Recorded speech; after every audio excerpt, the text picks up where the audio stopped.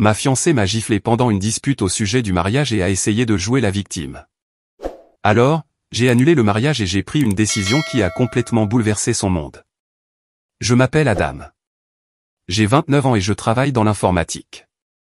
J'ai toujours été plutôt décontracté, peut-être même trop. Je n'aime pas les histoires ni faire tout un plat des choses. Je préfère discuter et passer à autre chose. Kendra, mon ex-fiancée, était tout le contraire. Elle a 27 ans, travaille dans le marketing, et c'est le genre de personne qui carbure à l'énergie. Elle est charismatique, super extravertie et adore être le centre de l'attention. Quand nous nous sommes mis ensemble, sa personnalité de feu était l'une des choses que j'aimais chez elle. Elle était passionnée, déterminée et avait cette confiance qui vous faisait croire qu'elle pouvait conquérir le monde.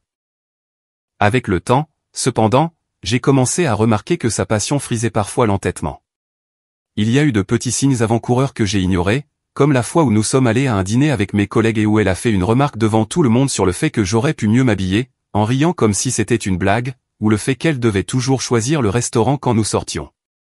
Si je suggérais quelque chose de différent, elle levait les yeux au ciel ou disait « Eh bien, je suppose que ça t'est égal que j'apprécie le dîner. » Au début, je pensais que c'était juste sa façon d'être exigeante, mais j'ai commencé à sentir que les choses devaient toujours se passer comme elle le voulait.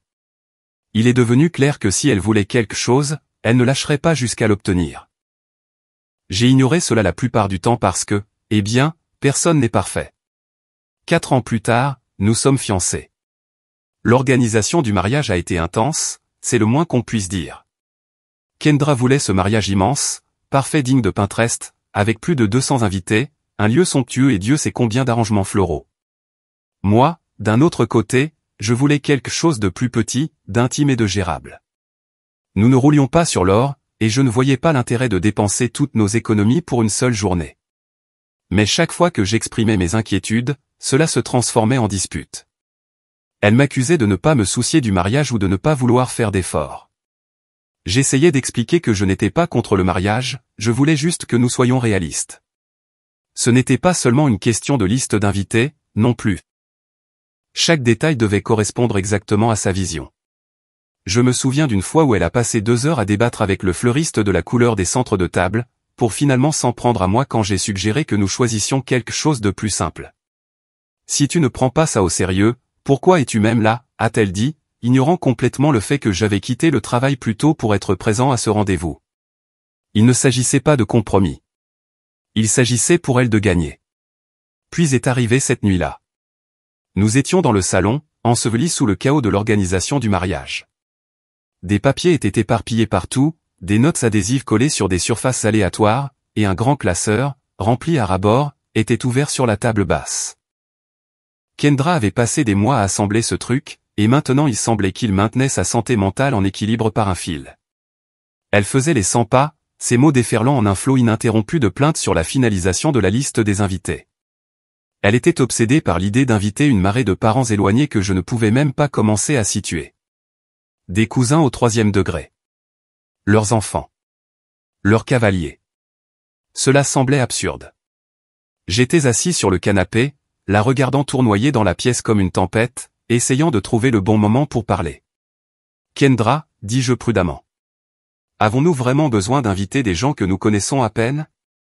Ne devrait-il pas s'agir des personnes les plus proches de nous ?» Elle s'arrêta net, se tournant lentement pour me faire face. Ses yeux étaient perçants, sa posture raide. « Pourquoi ne prends-tu pas ça au sérieux, Adam? Te soucies-tu même de ce mariage? » Cette question m'a frappé comme un coup de poing dans le ventre. J'ai senti la tension monter dans ma poitrine, mais je me suis forcé à rester calme. « Bien sûr que je m'en soucie, dis-je d'une voix égale. Mais ce n'est pas une question de nombre de personnes présentes ou de l'extravagance de l'événement. Il s'agit de nous, de commencer notre vie ensemble. » Son expression s'assombrit, et sa voix monta. « Tu ne comprends tout simplement pas. Il ne s'agit pas de nous. Il s'agit de célébrer ce que nous avons avec les gens qui ont été là pour nos familles. C'est censé être le jour le plus important de notre vie, et tu le traites comme une transaction commerciale. » Ce n'est pas ça, dis-je, luttant pour contenir ma frustration. Je pense juste que nous devons être réalistes. Nous ne pouvons pas nous permettre d'inviter la moitié de l'État. Ce n'est pas ça qui rendra la journée spéciale. Son rire fut bref et amer. Réaliste? Tu veux dire radin, n'est-ce pas? Tu ne te soucies pas de rendre ce jour mémorable. Tu ne te soucies que du prix. Kendra, voyons, dis-je, ma voix se tendant. Ce n'est pas juste. J'essaie de nous éviter de nous endetter pour ça. N'est-ce pas ce qui compte? Commencer notre mariage sur des bases solides. Tu fais toujours ça, lança-t-elle en s'approchant. Son ton était assez tranchant pour couper. Tu me fais sentir ridicule de vouloir quelque chose de beau. Pourquoi est-ce que je me donne même la peine d'essayer de rendre ça spécial alors que tu ne t'en soucies clairement pas? Je me suis levé, ma frustration débordant. Ne me fais pas dire ce que je n'ai pas dit. Je m'en soucie, mais je ne vais pas prétendre que jeter de l'argent dessus rendra les choses meilleures. C'est censé être une question d'amour, pas de faire un spectacle pour des gens que nous connaissons à peine. Elle tremblait maintenant, le visage rouge, les mains serrées en poing le long de son corps. Tu es impossible, dit-elle entre ses dents serrées. Tu ne m'entends pas. Tu ne m'entends jamais, sa voix se brisa. Et pendant une seconde, j'ai pensé que la tension pourrait se transformer en quelque chose de plus doux, peut-être une chance de désamorcer la situation. Mais ensuite, elle a comblé la distance entre nous, ses mouvements brusques et déterminés. Kendra, arrêtons juste avant que je puisse finir, sa main s'est abattue durement sur mon visage. La gifle a résonné dans le silence qui a suivi, laissant une vive piqûre sur ma joue et une autre encore plus profonde au creux de mon estomac. Pendant une seconde, je suis resté là, stupéfait. Je ne m'étais jamais retrouvé dans une telle situation auparavant, et c'était comme si le temps s'était figé. Ma joue me brûlait, mais ce n'est pas la douleur qui m'a atteint. C'était l'incrédulité totale. C'était quelqu'un que j'aimais, quelqu'un que j'étais censé épouser, et elle venait de franchir une limite que je n'aurais jamais cru qu'elle franchirait. Je la fixais, mon esprit s'emballant pour comprendre ce qui venait de se passer. Son expression passa immédiatement de la fureur au choc, sa bouche légèrement ouverte, son visage pâle. « Adam » murmura-t-elle, sa voix tremblante et mal assurée. Gégé ne voulait pas. Je jure que je ne voulais pas, je ne pus parler pendant un moment. Je sentais ma poitrine se soulever et s'abaisser alors que je luttais pour garder mon sang-froid. En y repensant, il y avait eu des moments qui avaient mené à cela, la façon dont elle lançait des piques verbales quand elle n'obtenait pas ce qu'elle voulait ou faisait escalader chaque désaccord jusqu'à ce que ce soit moi qui doive laisser tomber pour préserver la relation. Ce n'était pas un incident isolé. C'était le point d'ébullition de quelque chose qui mijotait depuis longtemps. Finalement, je me suis levé, lentement et délibérément, et j'ai rencontré son regard avec un calme qui m'a même surpris. « Fais tes affaires, dis-je, ma voix calme mais inflexible. » Ses yeux s'écarquillèrent, et elle recula d'un demi-pas, ses mains se crispant l'une sur l'autre. « Quoi ?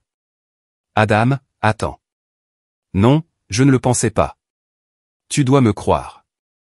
Je ne réfléchissais pas, arrête, l'interrompis-je en levant la main. Je me fiche de ton excuse. Tu as levé la main sur moi, Kendra. Ce n'est pas quelque chose que je tolérerai jamais. Prends tes affaires et sors. Elle a commencé à pleurer, me suppliant de la laisser s'expliquer, mais je n'en avais rien à faire. Il n'y a rien à expliquer, dis-je fermement. Tu as franchi une limite, et j'en ai fini. Fais tes affaires et pars. Elle a essayé d'argumenter, mais je n'allais pas la laisser me culpabiliser pour que je recule.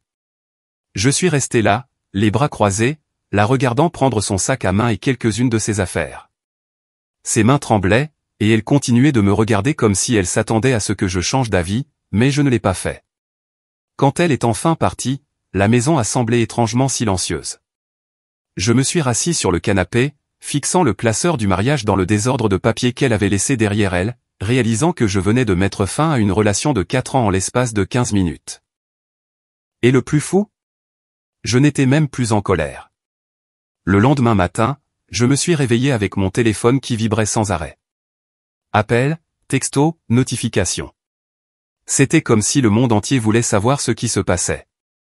Kendra avait dû en parler à quelques personnes, et ça s'est répandu comme une traînée de poudre. J'ai décidé de commencer à gérer les retombées. D'abord, j'ai appelé mes parents. Ma mère a répondu tout de suite, sa voix vive et joyeuse comme si elle s'attendait à des nouvelles du mariage. « Adam, comment ça va ? Est-ce que toi et Kendra avez finalement choisi le gâteau ? » J'ai pris une profonde inspiration. « Maman, il n'y a pas de gâteau. Il n'y a pas de mariage. J'ai rompu. Elle n'a rien dit pendant un moment. J'ai cru que l'appel avait été coupé. Puis elle a dit, « Tu as fait quoi ?» avec ce ton que seule une mère peut prendre, à la fois choquée et déçue. « Écoute, c'est une longue histoire, dis-je, mais c'est fini. Kendra a quitté la maison, et j'annule le mariage. » Elle ne l'a pas bien pris. Adam, c'est une affaire énorme. Les gens s'attendent à un mariage. Réalises-tu à quel point ce sera embarrassant pour toutes les personnes impliquées? Maman, les jeux interrompus. Elle a franchi une limite. Plus de silence. Puis elle s'est adoucie. Oh, chérie. Est-ce que ça va? Je vais bien, ai-je répondu. Mais je ne vais pas épouser quelqu'un qui pense que c'est acceptable. Cela a semblé faire tilt pour elle. Elle a poussé un long soupir et a dit, je comprends. Ça ne me plaît pas, mais je comprends. Je le dirai à ton père. As-tu besoin de quelque chose? Non, ça va. Juste, peut-être, laisse-moi un peu d'espace pendant un moment. Elle a accepté, bien que je puisse entendre l'inquiétude dans sa voix. Après avoir raccroché, je suis passé à la tâche suivante, annuler le mariage. J'ai commencé par le lieu de réception. La femme à l'autre bout du fil était polie mais hésitante quand je lui ai dit que nous n'irions pas plus loin. Je suis désolé d'apprendre ça, a-t-elle dit. Nous devrons discuter de la compte. Gardez-le, ai-je dit. Ça m'est égal. Puis il y a eu le photographe, le traiteur et le DJ. Chaque appel était comme arracher un pansement. Quand j'ai eu fini, j'étais mentalement épuisé. C'est alors que les textos de Kendra ont commencé à affluer. Au début, ils étaient pleins d'excuses, de longs paragraphes sur le fait qu'elle était désolée, qu'elle ne voulait pas me gifler, que le stress l'avait submergée. Puis ils se sont transformés en colère. Je n'arrive pas à croire que tu jetterais 4 ans pour une seule erreur, a-t-elle écrit. Tu es tellement dramatique. À la fin de la journée, c'était un mélange de désespoir et de culpabilisation. Tu ruines ma vie, a-t-elle texté. Tout le monde me demande ce qui s'est passé, et je ne sais pas quoi dire. Je n'ai répondu à rien de tout ça. Qui avait-il à dire? Elle savait ce qu'elle avait fait. Les choses ont empiré quand des amis communs ont commencé à prendre contact. Certains étaient solidaires. Mon ami Nat a appelé pour prendre de mes nouvelles. Mec, j'ai entendu ce qui s'est passé. Ça va? Ouais, dis-je, je gère juste les retombées. Tu as fait ce qu'il fallait, a-t-il dit. Personne ne devrait avoir à supporter ça. D'autres n'étaient pas si compréhensifs. L'ami de Kendra, Taylor, par exemple, a décidé de prendre son parti. Elle a commencé à publier des commentaires vagues mais ciblés sur les réseaux sociaux, des trucs comme « Certaines personnes ne peuvent pas gérer une femme forte et indépendante » et « Imaginez être si fragile que vous ruinez une relation pour rien ». Elle ne m'a pas identifié directement, mais il était évident de qui elle parlait. Ça ne m'a pas autant dérangé que ça aurait dû. Au contraire, c'était juste agaçant. Je me fichais de ce que Taylor pensait de moi. Ce qui m'a dérangé, cependant, c'est la réaction des parents de Kendra. Sa mère m'a appelé le lendemain de ma rupture, la voix tremblante et pleine de culpabilité. « Adam, s'il te plaît, ne fais pas ça », a-t-elle dit. Kendra a été soumise à tellement de stress. Elle ne voulait pas te faire de mal. Je suis désolé, ai-je répondu. Mais il n'y a pas de retour en arrière possible. Je ne peux pas épouser quelqu'un qui pense qu'il est normal de lever la main sur moi, quelle que soit la raison. Elle est dévastée, a dit sa mère. Elle t'aime. Ne peux-tu pas lui donner une autre chance? Non, dis-je fermement.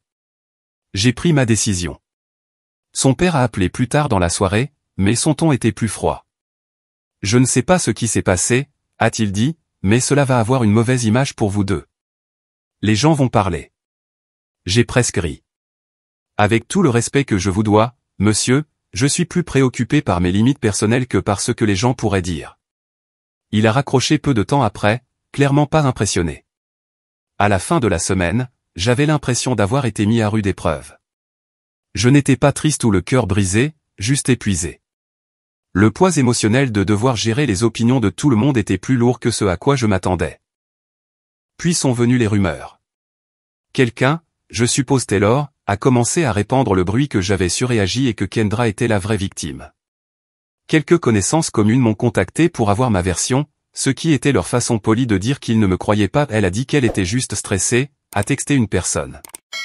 Tu n'étais pas obligé de la mettre à la porte, si? J'ai ignoré le message. Je ne devais d'explication à personne. Malgré tout ce bruit, je me sentais plus léger sans Kendra dans ma vie.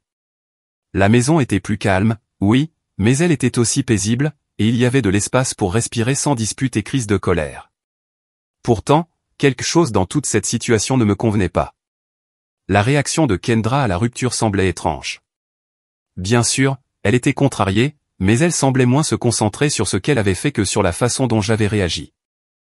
La manière dont elle essayait de se présenter comme la victime n'avait pas de sens, surtout que c'était elle qui avait franchi la ligne. J'ai commencé à me demander s'il y avait plus dans l'histoire. La gifle était-elle vraiment juste un moment de stress, ou y avait-il quelque chose de plus profond? Ce n'était pas son genre de perdre le contrôle comme ça. Cette pensée lancinante est restée avec moi jusqu'à ce que je rencontre Lorraine, une amie commune qui semblait toujours savoir ce qui se passait vraiment. Je ne m'attendais pas à grand-chose, mais ce qu'elle m'a dit a tout changé. Elle m'a appelé un après-midi, l'air hésitante, ce qui était rare pour elle. Lorraine n'est pas du genre à se retenir. Elle est directe, et c'est l'une des raisons pour lesquelles je lui ai toujours fait confiance. « Salut, Adam », a-t-elle commencé. « On peut parler ? Je pense qu'il y a quelque chose que tu devrais savoir. » Je pouvais dire à son ton que ça n'allait pas être bon. « Qu'est-ce qui se passe ?» ai-je demandé, en essayant de paraître décontracté, même si je sentais un nœud se former dans mon estomac. Elle a fait une pause un moment, puis a dit, « Pas au téléphone. On peut se voir en personne ?»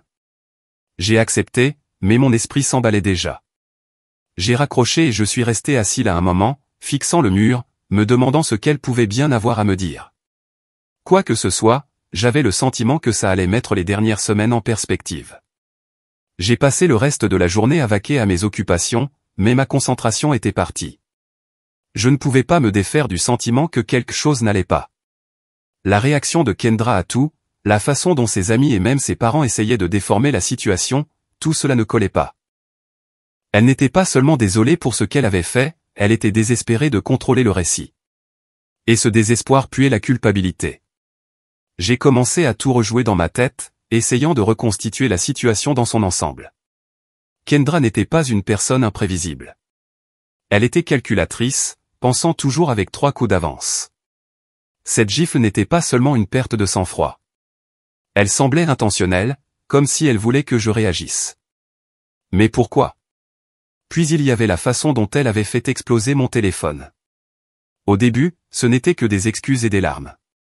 Mais quand je n'ai pas répondu, ça s'est transformé en colère et en reproche. Un de ces textos m'est resté en tête, « Tu en fais beaucoup plus que nécessaire. Parle-moi simplement et nous pourrons arranger ça. » Arranger quoi, exactement? Je n'avais rien fait de mal. Plus j'y pensais, plus j'avais l'impression qu'elle projetait, comme s'il y avait quelque chose qu'elle cachait, et qu'elle avait besoin que je reste dans le noir. Au moment où j'ai rencontré Lorraine, j'étais prêt à obtenir des réponses. Nous nous sommes retrouvés dans un petit café du centre-ville, un de ces endroits toujours bondés mais qui parvient à être chaleureux. Lorraine était déjà là quand je suis arrivé, assise dans une banquette d'angle avec un café devant elle.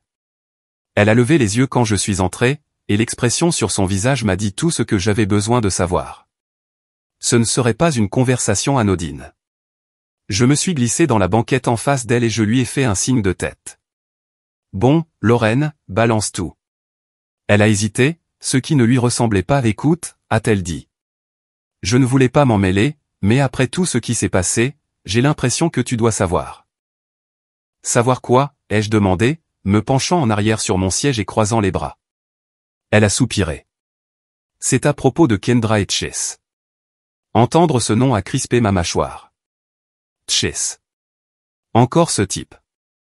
Le soi-disant ami de Kendra. J'avais déjà entendu parler de lui, toujours en passant, comme s'il n'avait pas d'importance. Mais quelque chose dans la façon dont elle le mentionnait maintenant me tordait l'estomac.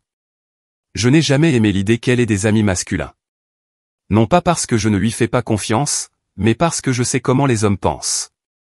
Et Chase? Ouais, j'avais le sentiment qu'il n'était pas juste un copain inoffensif. Qu'est-ce qu'il y a avec lui, ai-je demandé, mon ton plus sec que je ne le voulais. Mon amie était dans un bar il y a quelques semaines, a commencé Lorraine. Elle sait que toi et Kendra étiez fiancés. Je vous ai mentionné quelques fois, alors quand elle a vu Kendra là-bas avec Chase, elle a pensé que quelque chose clochait. Clochait? Comment ça, ai-je demandé.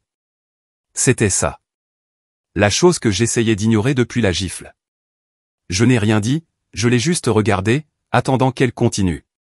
Ils se tenaient la main, dit-elle en baissant la voix comme si quelqu'un pouvait l'entendre, et s'embrassaient. Elle a pris une photo mais ne savait pas quoi en faire parce qu'elle ne voulait pas créer d'histoire. J'ai laissé échapper un rire sec, en secouant la tête. Des histoires? Toute cette situation est une histoire. Laisse-moi voir la photo. Lorraine hésita de nouveau, puis sortit son téléphone. Elle a fait défiler pendant un moment avant de le glisser sur la table. La voilà, une photo floue mais indubitable de Kendra et Chase, son bras autour de sa taille, sa main sur sa poitrine. Je l'ai regardée, ressentant un étrange mélange de colère et de clarté. Eh bien, ça explique beaucoup de choses, dis-je en repoussant le téléphone vers elle. Adam, je suis désolé, a dit Lorraine. Je ne savais pas si je devais te le dire, mais après tout ça, je ne pouvais pas le garder pour moi. J'ai apprécié son honnêteté, mais je n'étais pas en colère contre elle. Rien de tout cela n'était de sa faute. Merci de me l'avoir dit, dis-je, ma voix calme. Trop calme, probablement. Ça va, demanda-t-elle en me regardant comme si elle pensait que j'allais exploser. J'ai hoché la tête. Oh, je vais bien. Mieux que bien, en fait. Au moins maintenant, je connais la vérité. La vérité, c'est que je n'étais pas surpris. Quelque part au fond de moi, je savais que quelque chose n'allait pas depuis un moment. Kendra agissait bizarrement depuis des mois distraite, sur la défensive, cherchant la dispute pour rien. J'avais mis ça sur le compte du stress du mariage, mais maintenant tout prenait son sens. Elle n'était pas seulement stressée, elle était coupable. Et cette gifle? Ce n'était pas juste un moment de frustration. C'était sa façon de me provoquer, de se donner une excuse pour retourner la situation et faire de moi le méchant. Elle ne voulait pas être celle qui mettait fin aux choses parce que ça aurait fait d'elle la méchante. Alors, à la place, elle m'a poussé jusqu'à ce que je craque, ou du moins jusqu'à ce qu'elle pense que je le ferai. Mais le fait est que je n'ai pas craqué. Je ne lui ai pas donné cette satisfaction. Je suis resté calme. Je lui ai dit de faire ses affaires et de partir.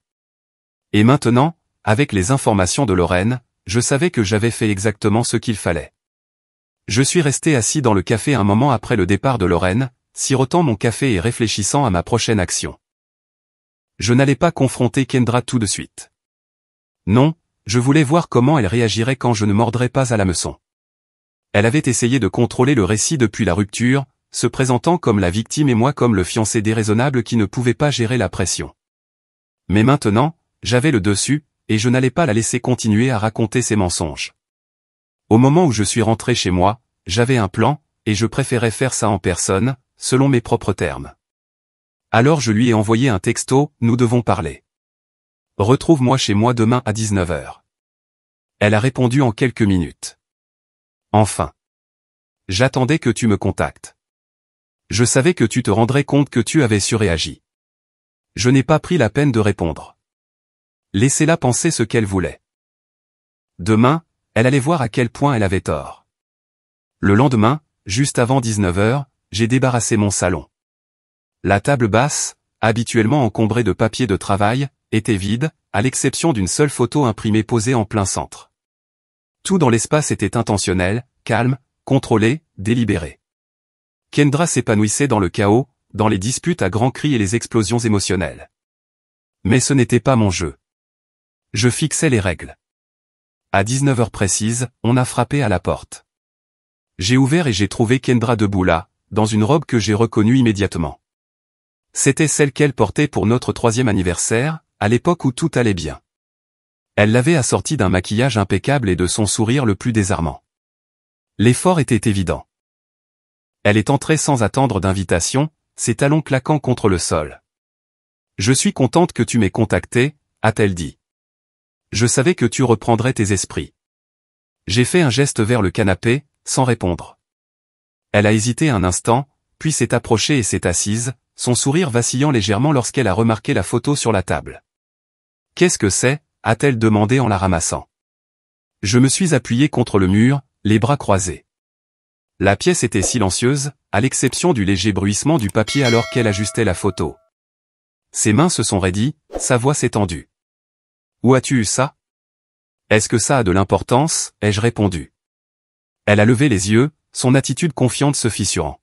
« Ce n'est pas ce que tu crois. »« Alors pourquoi ne me l'expliques-tu pas » dis-je, mon ton calme.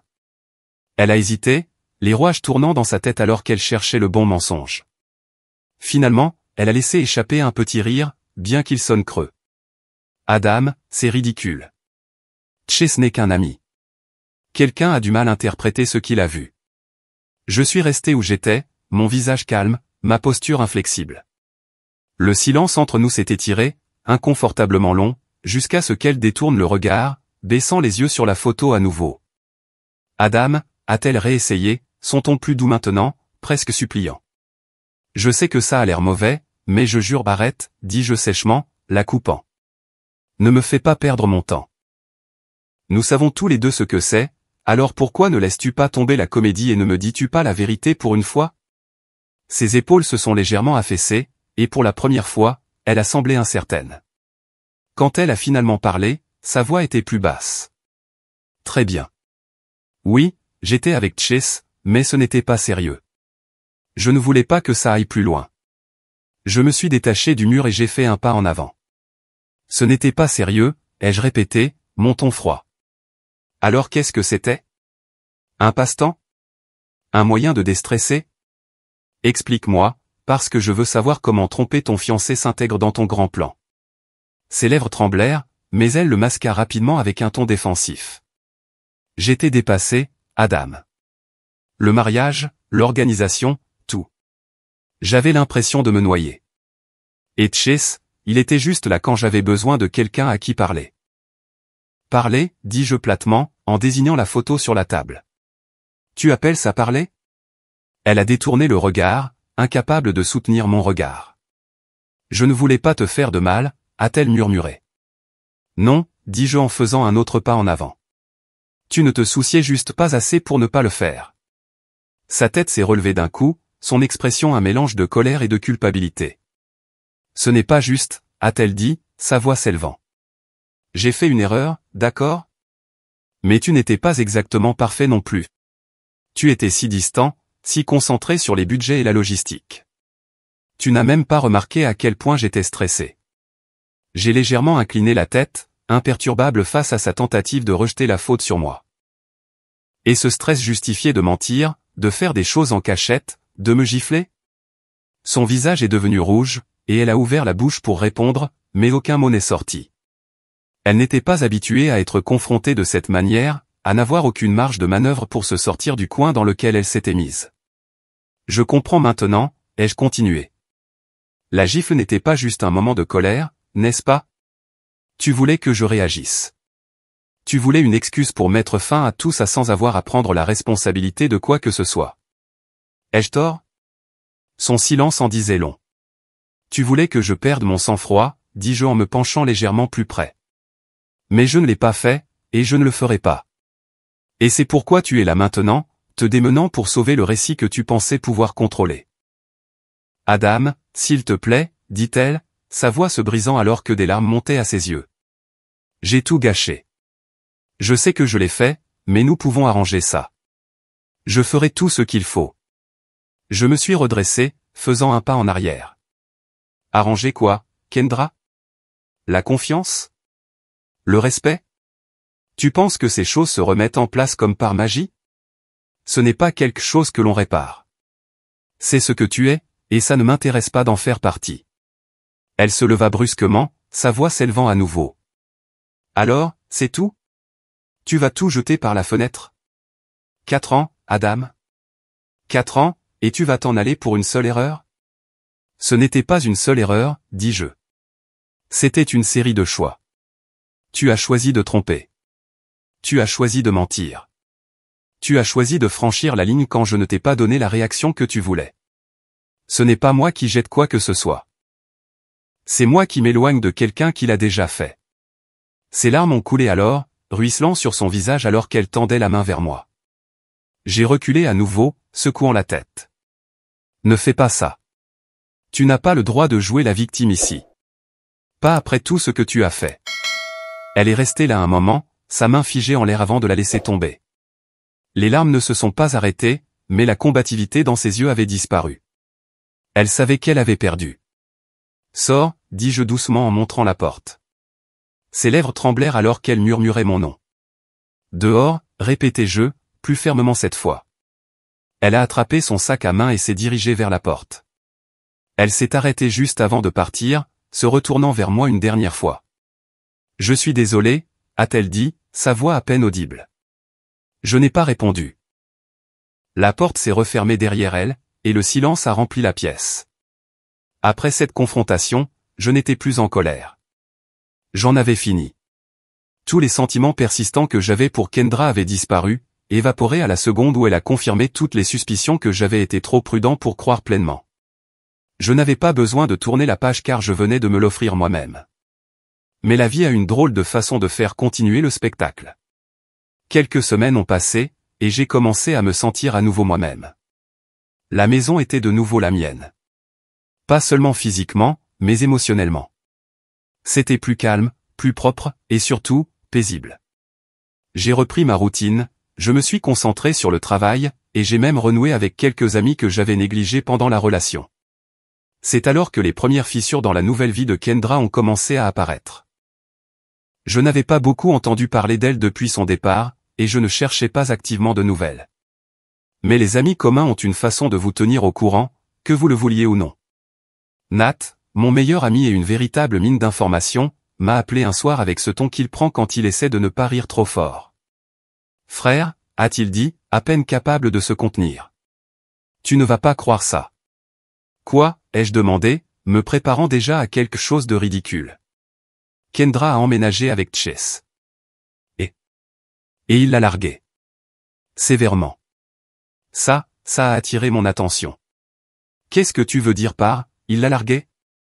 Je veux dire, il l'a mise à la porte, Adam, a dit Nat, s'amusant clairement. Apparemment, elle est chez ses parents depuis. On dit qu'il l'a aussi surprise en train de le tromper. Je n'ai pas pu m'en empêcher. J'ai ri. Pas juste un petit rire, mais un rire à gorge déployée, à en perdre le souffle. Le karma n'agit pas toujours rapidement, mais quand il le fait, c'est poétique. Attends, dis-je, toujours souriant. Elle a trompé Chase ? Avec qui ? Un type de sa salle de sport, a dit Nat. Apparemment, ils couchaient ensemble depuis des semaines. Chase l'a découvert et a jeté ses affaires sur la pelouse. Un de ses voisins a filmé la scène et l'a postée en ligne. J'ai secoué la tête, à moitié incrédule et à moitié satisfait. Envoie-moi la vidéo. Nat n'a même pas hésité. En quelques secondes, j'avais un lien vers un clip granuleux montrant Chase jetant des sacs poubelles remplis des affaires de Kendra sur l'herbe pendant qu'elle se tenait là, pleurant et lui criant dessus. Il ne disait pas grand-chose, se contentant de montrer sa voiture et de crier quelque chose sur le fait qu'elle devait partir avant qu'il n'appelle les flics. C'était un désordre parfait et karmique. J'ai réalisé à quel point il était flagrant que son schéma d'autodestruction la rattrapait enfin. On dirait qu'elle n'est pas aussi douée qu'elle le pense, dis-je en souriant. C'est un euphémisme, a répondu Nat. Mec, c'est dingue. Tout le monde en parle. Même sa petite bande des réseaux sociaux se retourne contre elle. Taylor n'a rien posté pour la défendre depuis que c'est arrivé. Taylor, la soi-disant meilleure amie de Kendra, avait été l'une des voix les plus fortes à me dénigrer en ligne après la rupture. Elle avait posté toutes sortes de bêtises vagues et passives-agressives sur les hommes fragiles et comment les vraies femmes intimident les faibles. J'avais ignoré, bien sûr, car discuter avec elle ne valait pas mon temps. Logique, dis-je. Taylor ne se soucie que des apparences. Elle ne va pas se mouiller pour Kendra si ça lui donne une mauvaise image. Exactement, a dit Nat. Bref, je pensais juste que tu voudrais savoir. Le karma fait son œuvre.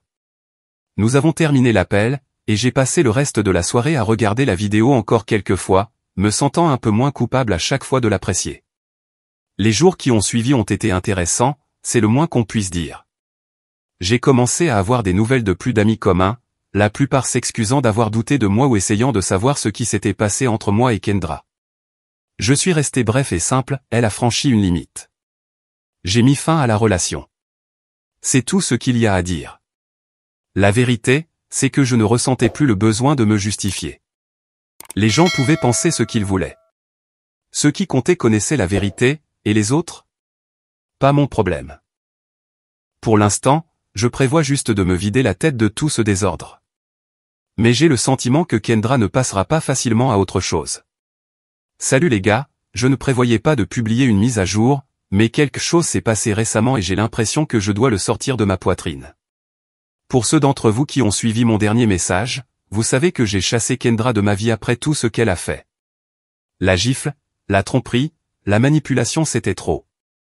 Et je n'allais plus la laisser me marcher sur les pieds. La vie est solide depuis. Paisible, même. Mais bien sûr, Kendra n'avait pas encore fini. La semaine dernière, elle s'est présentée chez moi. Oui, vous avez bien lu. Je ne m'y attendais pas. Je n'avais pas eu de ses nouvelles depuis des mois, et je supposais qu'elle était partie faire ce que font les gens comme elle quand leur vie s'effondre. J'étais assis sur le canapé, à mi-chemin d'un documentaire, quand on a frappé à la porte. Il était tard, près de 22 heures, et je n'attendais personne. J'ai ouvert la porte pour la trouver debout là. Elle avait l'air mal en point, cheveux en désordre, yeux gonflés, maquillage qui avait coulé comme si elle avait pleuré tout le trajet. Elle n'était pas son moi habituel, posé et confiant. C'était une Kendra différente, que je reconnaissais à peine. Adam, dit-elle, la voix tremblante. S'il te plaît, j'ai besoin de te parler. Je ne l'ai même pas laissé finir. Non, dis-je, reculant pour fermer la porte. Attends, s'écria-t-elle en retenant le cadre de la porte. S'il te plaît, écoute-moi juste. J'ai réfléchi à tout, et je sais que j'ai tout gâché, mais j'ai changé. J'ai besoin que tu le saches. Je la fixai, ma main toujours sur la porte. Kendra, je ne sais pas quelle partie de c'est fini entre nous tu n'as pas comprise, mais rien de ce que tu diras ne changera ça. Elle se mit à pleurer plus fort, sa voix se brisant. Je sais que je t'ai fait du mal, d'accord? Je sais que j'ai merdé, mais je suis allé en thérapie, j'écris un journal, je travaille sur moi-même. J'ai essayé de réparer tout ce que j'ai ruiné. J'ai secoué la tête. Tant mieux pour toi, mais ce n'est plus mon problème. Ces larmes n'ont pas cessé. Adam, s'il te plaît. Je t'aime. Je n'ai jamais cessé de t'aimer. C'est juste que je ne savais pas comment gérer les choses à l'époque. Je me suis perdu. J'ai ri. Un son court et sec qui la fit sursauter. Perdu? Tu ne t'es pas perdu, Kendra. Tu as fait des choix. Tu as trompé. Tu as menti. Et tu m'as giflé. Rien de tout cela n'était un accident, et rien de tout cela n'était de ma faute. Alors, ne reste pas là à faire comme si je te devais quoi que ce soit. On ne peut pas juste parler, supplia-t-elle, les mains jointes comme si elle priait. Juste quelques minutes. Non, dis-je fermement. Nous n'avons rien à nous dire. Quoi que tu penses que nous avions, c'est fini. C'est fini depuis le moment où tu as décidé de me trahir. Son visage s'est décomposé, et pendant une seconde, j'ai cru qu'elle allait s'effondrer. Adam, murmura-t-elle, sa voix à peine audible. Je n'ai personne d'autre. J'ai reculé, ma main se resserrant sur la porte. Ce n'est pas ma faute, et ce n'est pas ma responsabilité de réparer ça. J'ai poussé la porte pour la fermer, mais elle l'a arrêtée avec sa main. S'il te plaît, dit-elle à nouveau, sa voix désespérée. Donne-moi juste une chance. Je te prouverai que j'ai changé. J'ai poussé un soupir, m'appuyant contre le cadre de la porte. Kendra, tu ne comprends pas, n'est-ce pas? Il ne s'agit pas de savoir si tu as changé ou non. Il s'agit du fait que je ne te fais plus confiance. Tu as brisé quelque chose qui ne peut pas être réparé. Et aucune quantité de thérapie ou de promesse ne changera ça. Sa main est tombée, et elle a reculé, les épaules affaissées. Pendant un moment, elle est restée là, fixant le sol. Puis elle a levé les yeux vers moi, ses yeux rouges et gonflés. Je suis désolé, dit-elle, sa voix se brisant. Pour tout. J'ai hoché la tête une fois. Bien. Maintenant, va-t'en. Je n'ai pas attendu sa réponse. J'ai fermé la porte, les verrouillé, et je suis parti sans regarder en arrière. À travers la fenêtre, je l'ai vu rester sur le porche quelques minutes de plus avant de finalement partir. Et c'était tout. Pas de fin dramatique, pas de dispute de dernière minute, juste une rupture nette. Honnêtement, je n'ai rien ressenti. Pas de colère, pas de tristesse, pas de regret. C'était comme si un poids que je ne réalisais même pas que je portais avait été levé. Les gens comme Kendra ne changent pas du jour au lendemain. Peut-être qu'elle se trouvera un jour, mais ce n'est pas mon problème. Et je ne vais pas la laisser revenir simplement parce qu'elle réalise enfin ce qu'elle a perdu. Pour moi, le respect de soi n'est pas négociable.